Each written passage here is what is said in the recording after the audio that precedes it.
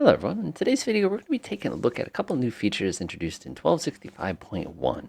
The first feature, of course, which I find very interesting, is the fact that ships are now at the mercy of the sea if you go up into settings and go into scenario features and activate weather affects ship speeds. But the more interesting thing that we've gotten added is now the fact that you have exhaustion. So what I did is I actually created the most cheesy scenario that I possibly could here.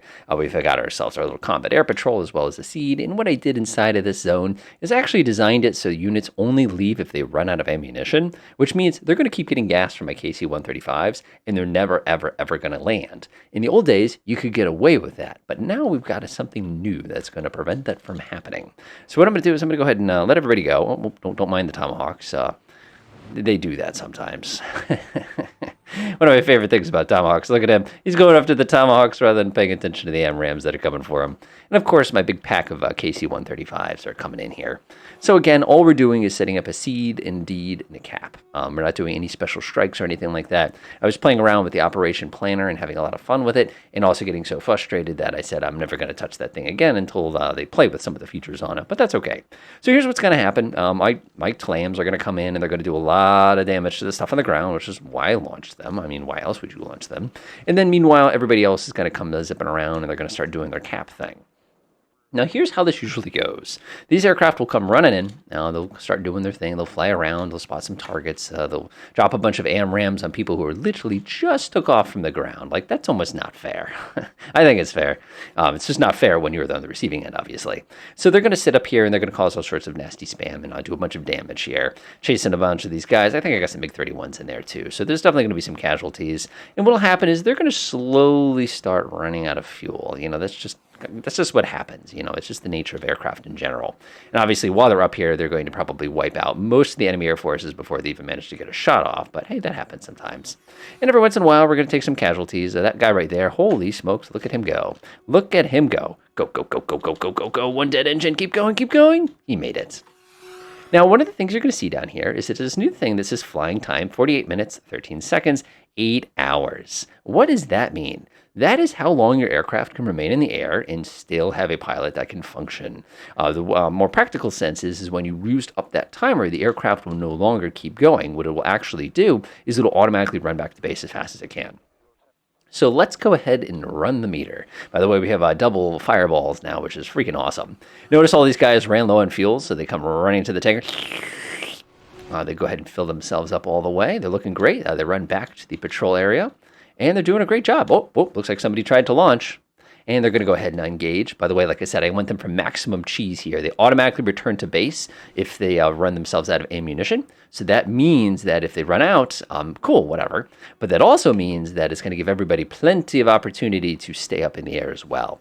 So again, they're all going to run back home. They're going to load up all sorts of fuel here. A lot of these guys took some damage, so unfortunately, they're going to go ahead and land and get that going.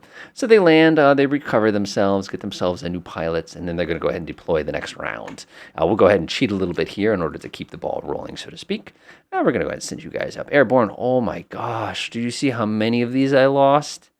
Oh, that's bad. That's bad. Congratulations, the team. You've deserved it. And just to sort of help things along a little bit here, what I'm going to do is I'm going to grab all these D models. I'm going to give them the heaviest missiles I possibly can and actually assign them to this mission as well so they can kind of prove my point a little more aggressively here. You know, we'll grab all these E's as well, and we'll stock them up with a bunch of stuff that they can do, just, ground stuff. Ready arm. Let's grab some Argums from this thing.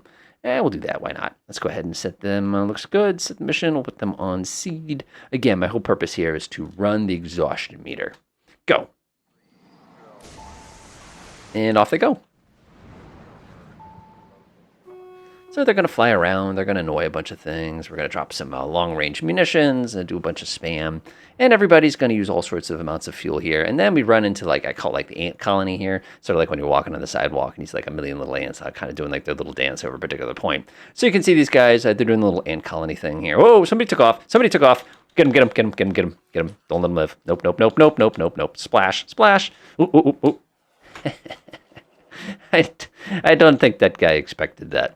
I know he expected he's probably in trouble as soon as he took off and saw nothing but the radar warning receiver turning bright red. But in general, it's whatever. Oh, here comes another one. Here comes another one. Nice job, guys. Nice job. So we're going to relax. These guys are just going to go ahead and run the meter a little bit. Every once in a while, they're going to be like, I think I could use some combustibles. So they're going to head over here to my refueling track. They're going to suck down a bunch of combustibles. And they're going to go right back to annoying the heck out of anything that survived that initial engagement there. Although I think probably at this point, they're pretty much done. Now, if I did this as a close air support mission, it would have been a little bit different because you tend to not see anything until you see something. Oh, somebody got hurt. So he's got to go home now, and notice he's broken off from everybody else. But now notice if I select this guy and scroll down a little bit, you can see that this particular plane, let's grab just this airplane right here. You can see that he's been airborne for 3 hours, 9 minutes. He's still feeling pretty good, though. He's turning a little yellow there. You know, I'd feel a little yellow after that amount of time as well. So they're going to go over, they're going to fly around the target area. Every once in a while, something's going to come up and say hello, and then some time will pass. And then all of a sudden, everybody gets really, really tired. And you take a look over here, and you'll see that it says the flying time is 8 hours and 5 minutes. And notice his return to base status is exhaustion. These guys literally ran out of, I have the desire to fly. Meanwhile, of course, our buddies in these gigantic, the KC-135s, you can see that they have a 12-hour limitation, which gives them a substantially longer amount of time. Meanwhile, these guys, they've been flying for quite a while here, but notice they have a 1-day limitation of how long they can stay in the air before they start getting too tired. So they're able to stay airborne for a really, really, really long time, which actually surprises me. I figured the KC-135s would have, 12 hours. You expect this to be a little bit more. So the other thing we're going to take a look at real quick is the fact they've changed the way that boats work in the ocean. Actually, well, any body of water, really. So I got myself a little rigid radar here, and if you take a look at the database page real quick, and you take a look, scroll down a little bit, you see this is max sea state 3. Let's see what happens. So I'm going to go ahead and grab my weather controllers here, and I'm going to go ahead and set my sea state to 3. So now what you probably noticed is because it's sea state 3, he has to slow himself down.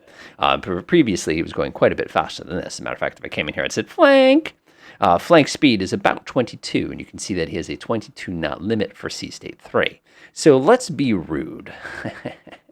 Click, click. Sorry. So now we're in sea state 4, and he has to reduce his speed down to 20 knots, although in my opinion, I don't think you could... you could try in sea state 5 to be able to power through that, but it's going to be pretty messy. So let's go ahead and crank this up a few more clicks. And you can now see that his best speed is going to be 15 knots. Actually, it's probably going to be less than that. It's 14 knots. Now, if he were to be operating inside of a hurricane, I feel like it would destroy him. But the reality is, in a hurricane, it's going to reduce his speed now. His new capable speed is going to be 0 because he can't even move because the weather is literally that bad. Now, this is an interesting factor, and I'd be very curious to see how this is going to have bigger impacts later on. Things that I expect to see would be like not being able to fire, not being able to operate ships, not being able to launch aircraft. All those different things would be definitely impacted by having a sea state like that. Also notice that even though we're at sea, this little rigid radar here could stay at sea for weeks. Meanwhile, everybody else are back on the aircraft carrier sleeping soundly. So hopefully this video was interesting. Like I said, just to show you that new exhaustion feature. It pretty much eliminates that cheese tactic I was using a little bit. You really do have to go home and rearm and reload once in a while. And I'd be very curious to see if they have like 2 stages of it. Like it's the pilot is 8 hours for one mission. However, it's 18 hours in a 2-day period. Like you could see that start to happen, and you could really maybe think about operational accidents. We'll see. Enjoy.